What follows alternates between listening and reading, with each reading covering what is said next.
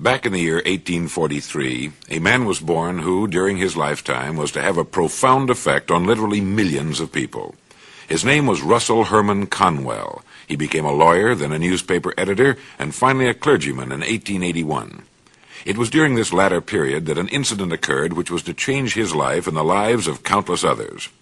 One day a group of boys came to Dr. Conwell at his church and asked him if he would be willing to instruct them in college courses.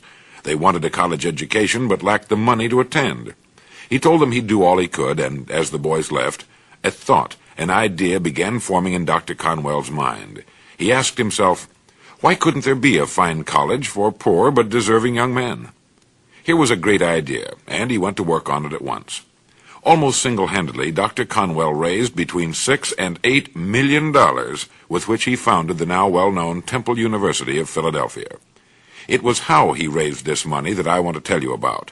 He raised the money by giving lectures all over the country, more than 6,000 of them, and in each he told a story called Acres of Diamonds.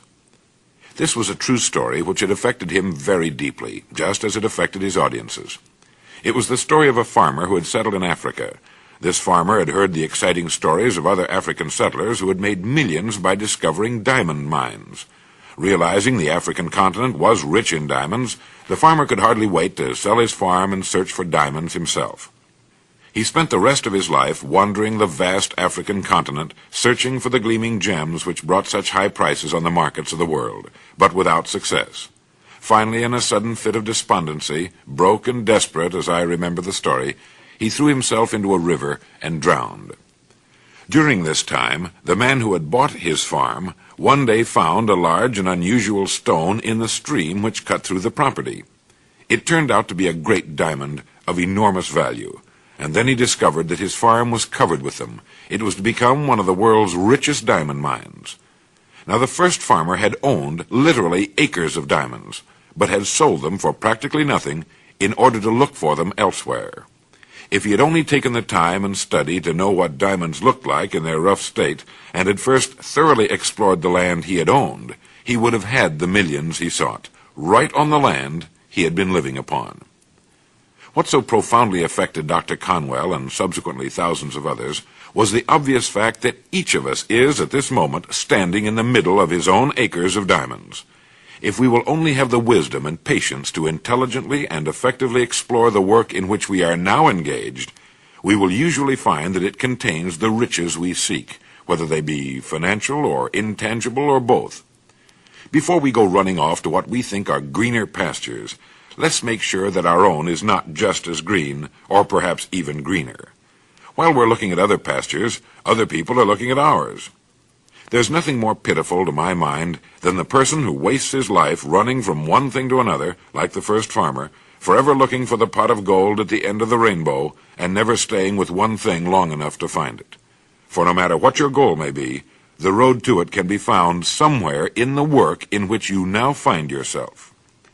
It wasn't until he was completely paralyzed, for example, and was forced to reach into the resources of his mind, that a Wisconsin farmer got the idea of producing exceptionally good meat products on his farm, and one of the country's largest meat-packing companies was born. His farm contained acres of diamonds, too. He had just never seen them before. A paper salesman found a dirty drinking glass in his hotel room and gave his company the idea of manufacturing paper cups, an idea that solved his financial problems for life.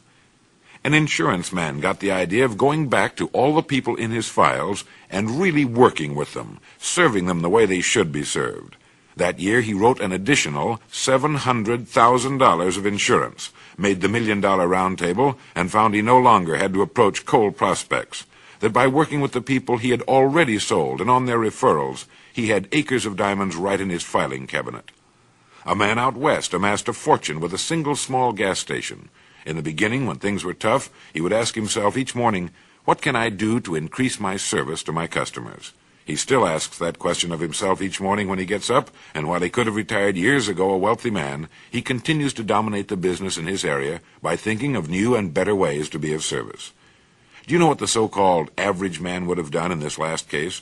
He would have been worried about how bad business was, because in the beginning my friend had a hard time just feeding his family. When one day a man would have driven in the station in a big, shiny car. This average man, seeing the wealthy customer, would have said to himself, "I ought to be in his business instead of mine." You see, the average man believes some businesses are better than others, instead of realizing the truth that there are no bad businesses.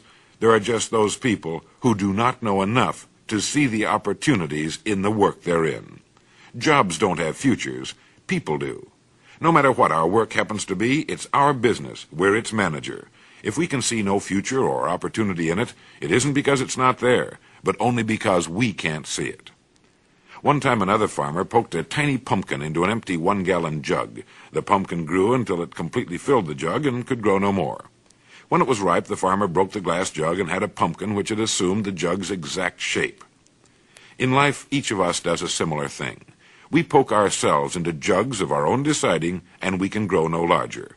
But let's be mature enough to realize that it is we who do the poking, not the job, nor the company, nor the territory, nor the economy, nor the times. We do it. We should dispense with limitations and realize there is virtually no limit to our growth and development on the land on which we now find ourselves, with our roots deep in the soil of a working philosophy of life and our minds and bodies in a climate of freedom. People who become outstanding at their work are those who have seen their work as an opportunity for growth and development and who have prepared themselves for the opportunities which surround us every day. It was Matthews who wrote, "Unless a man has trained himself for his chance, the chance will only make him ridiculous. A great occasion is worth to a man exactly what his preparation enables him to make of it." Preparation is the key. It is becoming so good, so competent at what we're now doing, we'll actually force the opportunities we seek to come our way, as come our way they will.